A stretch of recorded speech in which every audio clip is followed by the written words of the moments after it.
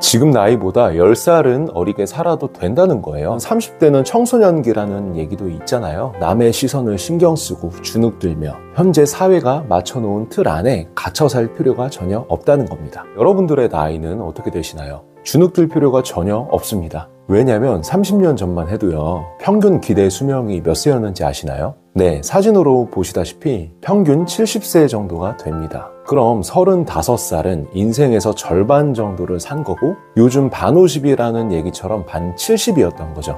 근데 최근 2024년 기준으로 평균 기대 수명이 90세까지 왔고, 앞으로는 더 늘어나게 될 겁니다. 그러면 지금 현재 평균 수명의 절반 정도인 45세는 과거의 35세처럼 젊게 살아도 된다는 거죠. 근데 이렇게 생각하는 사람도 있을 수도 있을 것 같아서, 그럼 젊으니까 뭐 놀고 싶은 거 하고 싶은 거 다 해도 되나요?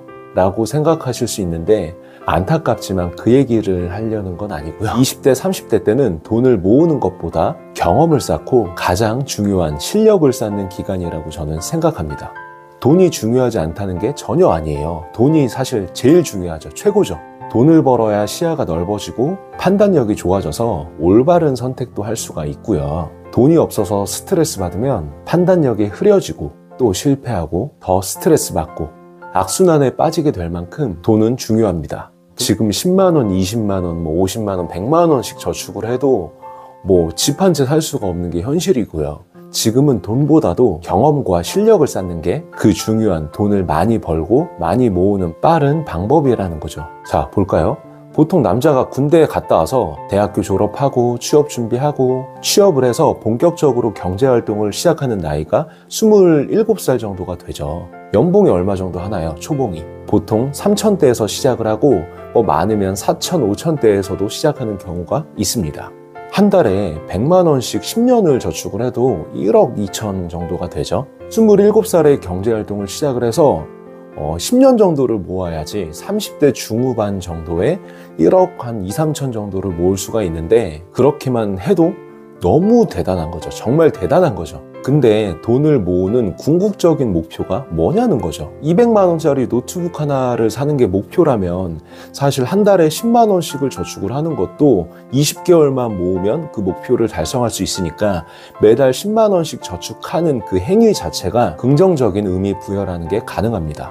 근데 취업을 해서 돈을 벌고 모으는 궁극적인 이유가 물건을 사고, 예를 들면 좋은 차를 사고, 명품 시계를 사고 허세 부리려고 경제활동을 하는 게 아니잖아요. 집을 사는 게 목표라면 100만 원씩 저축을 하는 행위도 상대적으로 의미가 없어 보인다고 생각을 하기 때문에 그렇게 못하는 경우가 많습니다. 10년 동안 악착같이 내가 1억을 모았는데 1, 2년 만에 집값이 1억, 2억이 우습게 뛰어버린다면 거기서 오는 허무함을 감당할 수가 있냐는 거죠. 대나무가 하루에 5, 60cm 정도 자란다고 하는데 최대 40m까지도 자란다고 합니다. 근데 뿌리를 내리는 데까지 대략 4, 5년 정도가 걸린다고 하잖아요. 대나무가 뿌리를 내리는 것과 동일하게 돈을 많이 벌고 모으기 위한 뿌리를 내리는 행위인 경험과 실력을 쌓는데 온전히 집중을 하는 게 더 리스크 없이 잘 될 수 있는 방법이지 않을까 저는 생각합니다. 1%의 확률이라도 있다는 건 100번 중에 한 번은 된다는 얘기잖아요. 그럼 100번을 하면 100%가 된다고 그 자기 암시를 해야 됩니다. 믿어야 된다는 거죠. 내가 나를 못 믿으면 누가 누구를 믿겠습니까? 그렇지 않아요?